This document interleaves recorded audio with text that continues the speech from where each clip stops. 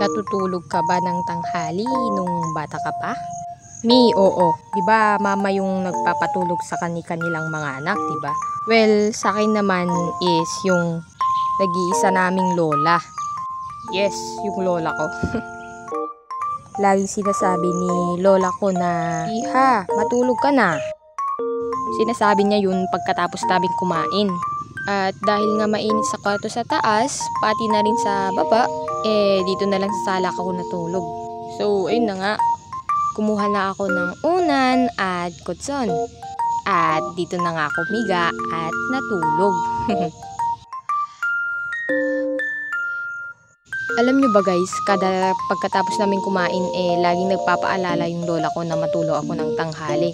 Alam nyo ba, may mga times na ayaw kong matulog. Kasi kahit ilang pilit kong ipikit yung mga mata ko, ayaw pa rin no.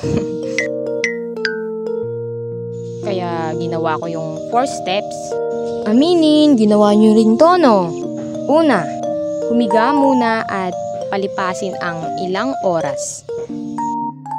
Pangalawa, guluhin ang buhok. Pangatlo, humikab-hikab. Ay. Pang-apat, sabihin na, "La, gising na po ako." Ito lang naman yung first, second, third, at fourth step na ginawa ko nung hindi ako makatulog. O, di ba? May napanood pa ako dito sa YT noon na pag daw hindi ka makatulog, gawin mo daw to.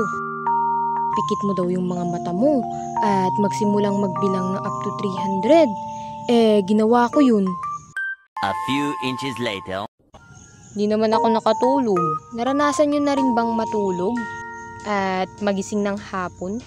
Tas pagkadungan nyo sa bintana, akala nyo madaling araw na. Yun pala, gabi pa lang. Kayo ba, anong technique ang ginagawa nyo nun? Comment nyo naman sa baba.